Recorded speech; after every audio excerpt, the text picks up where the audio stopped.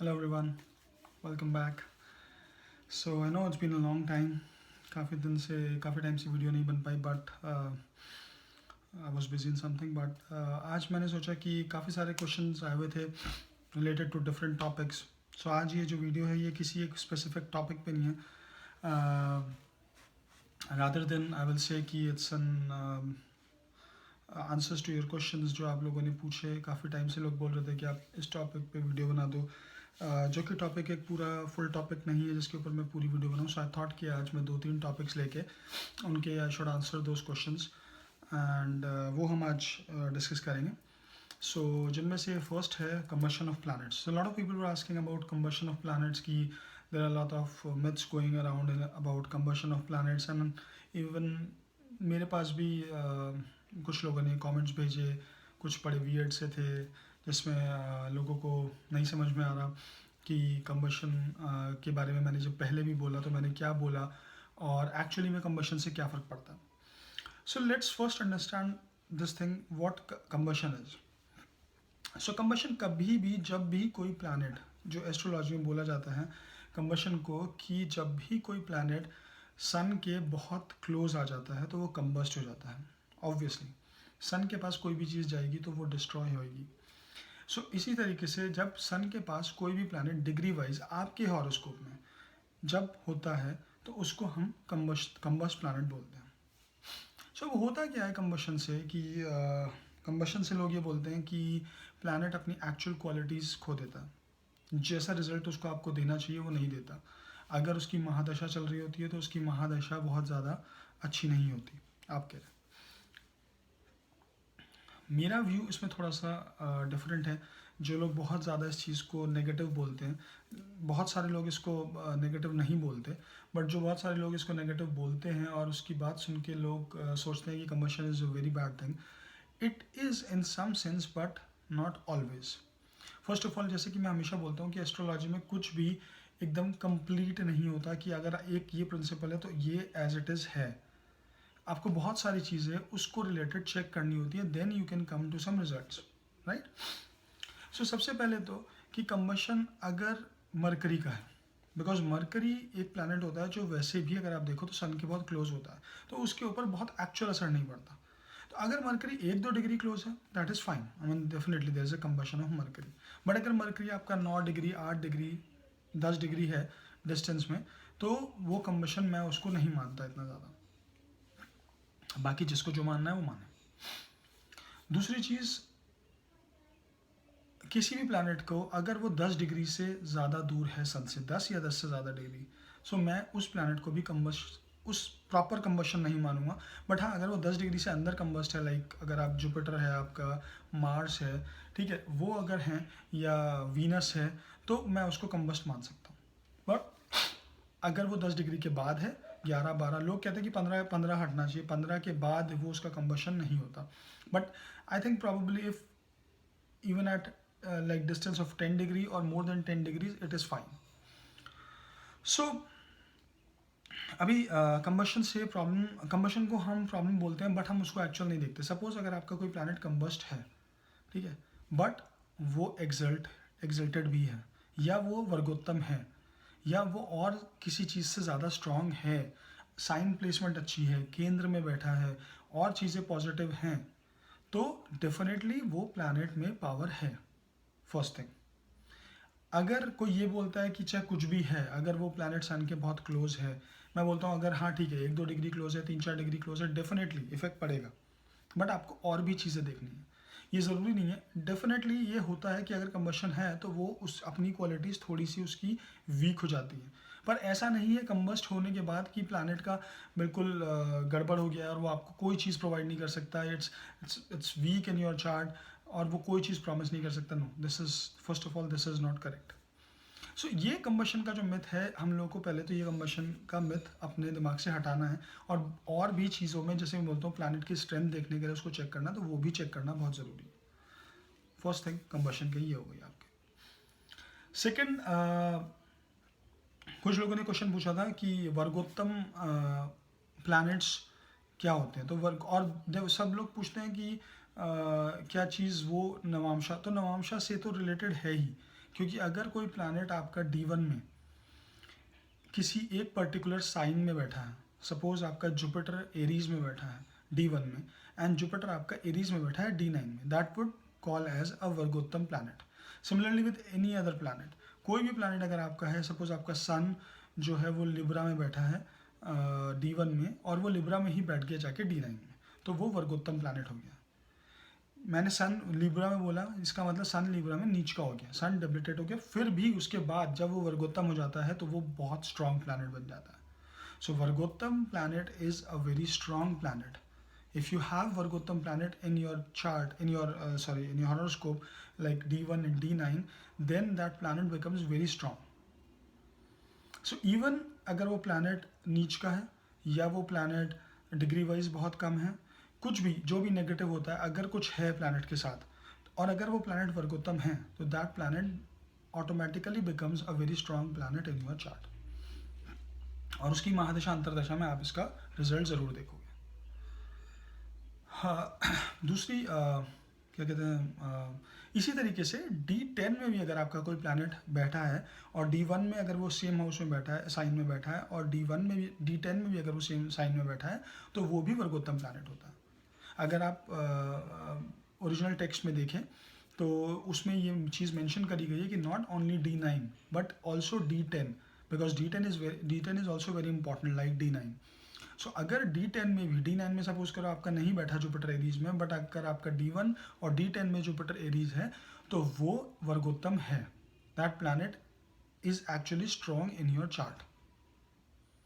सो वर्गोत्तम ये हो गया. उसके बाद काफ़ी सारे लोगों का क्वेश्चन था कि जैसे हम योग D1 में देखते हैं, ऐसे ही क्या हम D9 में देखते हैं. यस, डेफिनेटली, ये चीज़ मैं बहुत बार बता चुका हूँ कि D9 आपका उतना ही इंपॉर्टेंट है जितना आपका D1 है. बट एक्चुअली अगर मुझसे पूछो तो मैं बोलूँगा D9 is more important than D1, because कुछ लोग शुरू से ही D9 रिप्रेजेंट करते हैं, और कुछ लोग after certain as, it is not necessary that D9 always get activated after the age of 27, 30 or after marriage. Yes, definitely it is, but in some cases आप नोटिस करोगे कि वो आदमी शुरुआत से ही D9 है. आप उसके D1 को देखोगे तो उसकी क्वालिटीज़ आप मैच ही नहीं कर पाओगे D1 के साथ. बट अगर आप D9 देखोगे तो आपको लगेगा ये चीज़, इसकी ये क्वालिटी है, इसका मून यहाँ पे बैठा है, ये ऐसा होना चाहिए. D1 से तो मैच नहीं कर रहा, बट D9 से अगर आप देखोगे तो वो डेफिनेटली मैच करेगा. बट मैक्सिमम केसेस में D9 gets activated after certain age. So D9 is a very important chart. So क्यों नहीं आप उसमें सारे योग देखोगे? जैसे आप D1 में देखते हो, सिमिलरली ऐसे ही आप एक एक योग D9 में देखोगे. बल्कि लोगों का ये कहना है कि अगर आपके D1 में कम योग हैं और आपका D9 में ज़्यादा योग हैं, this is good for you, this is very good. अगर D1 में ज़्यादा है, D9 में कम है, this is not good. So D9 is very important. So आपको D9 में हर चीज़ चेक करनी है, सारे योग चेक करने हैं, सारी स्ट्रेंथ प्लैनेट की चेक करनी है, और जो भी कॉम्बिनेशन हम D1 में चेक करते हैं वो कॉम्बिनेशन हमें D9 में ज़रूर चेक करना है. There is no question about it कि आपको वो चेक करना है या नहीं चेक करना है. Definitely you have to check that. फिर D9 के बारे में जैसे मैंने बहुत बार आपको पहले ही बोला है कि D9 को आप हर एस्पेक्ट से देखो. अगर आप कोई भी महादशा अंतरदशा चल रही है किसी भी प्लैनेट की और आप देखना चाहते हो टाइम पीरियड कैसा है, तो डेफिनेटली आप उसे D9 से ज़रूर देखो. अगर आप क्या कहते हैं, सैटर्न की महादशा चल रही है किसी की, और सैटर्न आपका D1 में वीक है, उतना स्ट्रांग नहीं है, बट D9 में है, तो वो महादशा आपके लिए अच्छी ही रहेगी, ख़राब नहीं रहेगी. बट अगर वो वाइस वर्सा है तो definitely problems will be there. But हमेशा कुछ भी चीज़ें एकदम से रैंडमली आप नहीं चेक कर सकते कि अगर ये ऐसा है तो ये ऐसा ही होगा, नहीं. बिकॉज काफ़ी सारी चीज़ें चेक करने के बाद ही आप किसी कंक्लूजन पे आते हैं कि ओके, दिस इज़ एक्चुअली ये होने वाला है, दिस इज गोना हैपन, या ये चीज़ ऐसे मैच कर रही है तो ये हो सकता है. तो वो तभी आप एनालाइज कर सकते हो जब आप सारे पॉइंट्स को देखो, एक चीज़ को कंसिडर करके नहीं. कहीं पे कोई टेक्स्ट लिख दिया, आपने मुझे कोट कर दिया कि यार ये टेक्स्ट तो ऐसे लिखा है, नहीं ऐसा नहीं. ये कोई ज़रूरी नहीं है कि जो आपने, और उस टेक्स्ट के पीछे क्या मतलब है आपको ये भी नहीं पता. जिन्होंने लिखा है, जिन महर्षियों ने लिखा है वो टेक्स्ट, वो बहुत बहुत नॉलेजेबल थे. उनके लिए वो एक टेक्स्ट लिखना ही सब कुछ था, बट उसको समझना इज़ वेरी डिफ़िकल्ट. सो कोई भी चीज़ एक चीज़ से आप एनालाइज मत करो, मैं आपको बार बार यही चीज़ बोलता हूँ। मैं बहुत सारे क्वेश्चन देखता हूँ जिनमें लोग मुझसे सिर्फ यही चीज़ पूछ लेते हैं कि अरे ये ऐसा है तो ऐसे होगा क्या। नहीं, कुछ भी एकदम ब्लैक एंड वाइट नहीं है कि अगर ये ऐसा है तो ये ऐसा है और ये ऐसा है तो ऐसा, कि अगर ये यहाँ पे एक प्लैनेट जो है वो रेट्रोगेट हो गया तो क्या ये ऐसा ही रहेगा, ये प्लैनेट अगर यहाँ पे 8th हाउस में बैठ गया तो ये खराब ही होगा। नहीं, क्यों? 8th house, 6th house, 12th house ठीक है, they are bad houses, but it is not always necessary कि यहाँ पे जो प्लैनेट बैठे वो खराब रिजल्ट ही देगा। और या अगर 7.5 चल रही है तो वो खराब नहीं है, ऐसा नहीं है। So okay, so first of all ये चीज़ हम लोगों को करेक्ट करनी है कि एक चीज़ से एनालाइज नहीं करना है कोई भी चीज़। उसके बाद कुछ लोगों ने मुझसे पूछा कि वो क्या कहते हैं ये महादशा अंतरदशा के बारे में। तो मैंने इसके ऊपर वीडियोस भी बनाई हैं महादशा और अंतरदशा के बारे में, और मैंने आप लोगों को बताया है कि इसको कैसे एनालाइज करते हैं। तो आप लोग प्लीज़ वो वीडियो ज़रूर देखें, और अगर उसको देखने के बाद भी आप लोगों को ना समझ में आए तो आप मुझसे क्वेश्चन ज़रूर पूछें। बट कोई भी दशा, महादशा हो या अंतरदशा, उसे एनालाइज करने के लिए एक फिक्स रूल ज़रूर यही है कि आपको जो भी प्लैनेट है उसकी ओवरऑल स्ट्रेंथ जज करनी है। वो किस नक्षत्र में है, किस डिग्री वाइज कैसा है, किसके साथ बैठा है, क्या एस्पेक्ट्स हैं डिफरेंट चार्ट में, वो कैसा है। ठीक है, forget all those yogas and everything, just first try to analyse the strength of the planet, which that is the most important thing. Yoga और वो सब उसके बाद की बात, पहले आप प्लैनेट को एनालाइज करो। अगर प्लैनेट स्ट्रांग नहीं होगा, वो किसी भी योगा में बैठ जाए कोई फायदा नहीं होगा, वो योग एक्टिवेट ही नहीं हो पाएगा अगर वो प्लैनेट स्ट्रांग नहीं है तो। हमको प्लैनेट की स्ट्रेंथ देखना सबसे ज़रूरी है। तो आप महादशा अंतरदशा को देखने के लिए सबसे पहले उसका स्ट्रेंथ देखो प्लैनेट का, कि वो स्ट्रेंथ कैसा है, D9 में कैसा बैठा है, D10 में कैसे बैठा है, D7 में कैसे बैठा है, कितना स्ट्रांग है, क्या वो एक्सल्टेड तो नहीं है किसी चार्ट में, किसी भी चार्ट में, क्या वो तीनों चार्ट्स में केंद्र में बैठा है, क्या वो तीनों चार्ट्स में उसके ऊपर सब पॉजिटिव एस्पेक्ट्स हैं। उस करके आप एक डिटेल एनालिसिस बनाओ उस प्लैनेट का नेगेटिव पॉजिटिव सब काउंट करके, और फिर देखो कि नेगेटिव्स आर कमिंग मोर और पॉजिटिव आर कमिंग मोर। अगर नेगेटिव ज़्यादा आ रहे हैं तो डेफिनेटली प्रॉब्लम होगी। उसको कैसे डील करना है that is a different thing, but problems होंगी। वो महादशा या अंतरदशा आपके लिए उतनी अच्छी नहीं रहेगी। पॉजिटिव ज़्यादा है तो डेफिनेटली वो महादशा और अंतरदशा आपको अच्छा रिजल्ट देगी, तो आप उस पर और कैपिटलाइज करो, उसको और ज़्यादा मेहनत करके और ज़्यादा उससे फ़ायदा उठाओ। अगर ख़राब है तो थोड़ा सा कॉशियस अप्रोच रखो, उस टाइम पे ब्लाइंडली कहीं भी कुछ भी इन्वेस्टमेंट या कोई भी डिसीजन मत लो, सबसे बड़ा पॉइंट। दूसरा पॉइंट, आप एक चीज़ और देखो कि प्लैनेट, ये देखने के बाद कि जैसे महादशा और अंतरदशा प्लैनेट के बीच में क्या रिलेशनशिप है, आर दे फ्रेंड, एनिमी। ठीक है, उसके बाद ये देखो कि वो उनका किस घर में बैठे हैं। सपोज अगर आपका महादशा लॉर्ड जो है वो फर्स्ट हाउस में बैठा है, तो अंतरदशा लॉर्ड कौन से हाउस में बैठा है। अगर वो उस लॉर्ड से 6th, 8th या 12th में है तो थोड़ी सी चीज़ें में आप उसे एक नेगेटिव पॉइंट ले सकते हो, बट मैं ओवरऑल नेगेटिव नहीं बता रहा हूँ। ओवरऑल आपको एनालिसिस करना है उसका कि वो अच्छा D1 में तो 6 में बैठा है, बट D9 में वो उससे केंद्र में बैठ गया, D10 में वो उससे केंद्र में बैठ गया, तो वो एक नेगेटिव नहीं है, बिकॉज वो 2-3 चार्ट्स में ज़्यादा स्ट्रांग है पोजिशन वाइज। तो इस तरीके से आप एक एक डिटेलिंग उसकी बनाओ, पॉइंट्स देखो, and then try to analyse कि प्लैनेट की स्ट्रेंथ क्या है।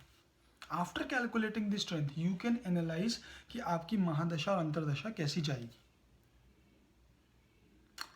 और उसके बाद आप ये योगास वगैरह बहुत लेट ये मत चेक करो शुरू में ही कि मेरे पास धन योगा है, लक्ष्मी योगा है, गज केसरी योगा है, बुधादित्य योगा है, क्या उससे क्या वो पॉइंट ही नहीं आ पाएगा जब अगर प्लैनेट में स्ट्रेंथ नहीं है। तो कितने योगा आप लेके बैठे रहो, और आप बहुत चार्ट्स में देख भी सकते होंगे कि आपको योगास दिखते होंगे, बट फिर भी आपको लगता होगा कि अरे इतने योगा होने के बाद भी ये बंदा प्रॉस्पर नहीं कर पा रहा, या without any yogas in his chart ये बंदा इतना अच्छा कैसे कर रहा है। तो totally depending upon the strength of the planet whose mahadasha और अंतरदशा इज रनिंग, ये सबसे ज़्यादा इंपॉर्टेंट है। तो हमको सबसे पहले बार बार मैं इस चीज़ पे एम्फोसाइज करता हूँ, और बार बार मैं आप लोगों को ये चीज़ बताना चाहता हूँ कि प्लैनेट की strength is the most important thing to जज एनीथिंग। ये सब चीज़ें बात की हैं कि वो, हाँ ये वर्गोत्तम डेफिनेटली इज़ इम्पॉर्टेंट। कंबशन वगैरह को मैं इतना ज़्यादा नहीं मानता, आई डोंट नो, मैं किसी को गलत या सही नहीं बोल रहा हूँ, बट मेरा अपना उतना ज़्यादा उसके ऊपर वो नहीं है। बट हाँ मैं इसको मानता हूँ, वर्गोत्तम को डेफिनेटली। अच्छा हाँ, एक क्वेश्चन और मुझसे किसी ने पूछा हुआ है कि डेबिलिटेटेड और एक्सल्टेड प्लैनेट के ऊपर। सो अगेन सेम थिंग, आपके D1 में प्लैनेट नीच का बैठा है, ठीक है, तो आपको लगेगा अरे इसकी महादशा तो विल गोना रूइन मी और कुछ नहीं होगा, ये नहीं होगा, वो नहीं होगा। नहीं, फिर वही बात आ गई ना, हमने एक चीज़ पकड़ के डिसीजन बना लिया। Point is that you should understand कि ये कितना और इसकी स्ट्रेंथ कहाँ कहाँ है, तब आप उसको लगाओ कि अगर वो हो सकता है D9 में एक्सल्टेड हो तो आपके D1 से मैटर ही नहीं करता वो कितना नीच का बैठा हो। फिर आप D10 में भी देखो वो कैसे बैठा। इस तरीके से आप हर चार्ट में उसको एनालाइज करो and then you should think कि वेदर दिस एक्सल्टेड और डबल, और ये ज़रूरी नहीं है कि एक्सल्टेड प्लैनेट D1 में है तो वो हमेशा अच्छा रिजल्ट देगा। No, it is not necessary. So कुछ छोटी छोटी चीज़ें, वर्गोत्तम हो गया या परिवर्तन योग जो होता है वो प्लैनेट को स्ट्रांग बना देता है जब भी उनकी अंतरदशा महादशा साथ में शुरू होती है, तो वो चीज़ आप चेक करो। तो छोटी छोटी चीज़ें ये ज़्यादा इंपॉर्टेंट होती है रादर देन हम इन लोगों को बेसिक्स को फोकस ही नहीं करते हैं। हम बड़ी बड़ी बातें सुन लेते हैं कि हाँ ये योग देखो, वो योग देखो, और ये है या नहीं है चार्ट में नहीं है, और बस then we all start cribbing कि अरे मेरे में तो ये नहीं है, मेरे में तो वो नहीं है, या अगर ये प्लानट ऐसा बैठा है, ये प्लानट वैसा बैठा। सो प्लीज़ बेसिक्स को फोकस रख के always concentrate on strength first. So guys this is about this video जो मैं आप लोगों के साथ बनाना चाहता था, आप लोगों के क्वेश्चन आंसर डिस्कस करने के लिए। नेक्स्ट टाइम हम लोग डेफिनेटली कोई टॉपिक लेके उसके ऊपर डिस्कस करेंगे। I know planet and all houses series भी पेंडिंग है, तो उसको भी आगे कंटिन्यू करेंगे। एंड डेफिनेटली एक्चुअली मैं एक इम्पॉर्टेंट टॉपिक आप लोगों के साथ डिस्कस करना चाहता हूँ। मैं लगन के बारे में बहुत बार डिस्कस कर चुका हूँ, बट जैसे कि मैं हमेशा बोलता हूँ कि strength of the planet is very important, उसी तरीके से मैं हमेशा बोलता हूँ कि लगन बहुत इंपॉर्टेंट है। तो मैं उसके बारे में कुछ चीज़ें आप लोगों के साथ डिस्कस करना चाह रहा था, तो वो मैं डेफिनेटली नेक्स्ट टाइम वो वीडियो में आपके साथ डिस्कस करूँगा। वो बहुत इंपॉर्टेंट कॉन्सेप्ट है जो हम लोगों को देखना चाहिए, so that I will discuss next time. So guys if you like this video please press the like button and do subscribe to my channel. मेरे चैनल पर सब्सक्राइब करें इसी टाइप की वीडियोज़ के लिए। So see you in the next video.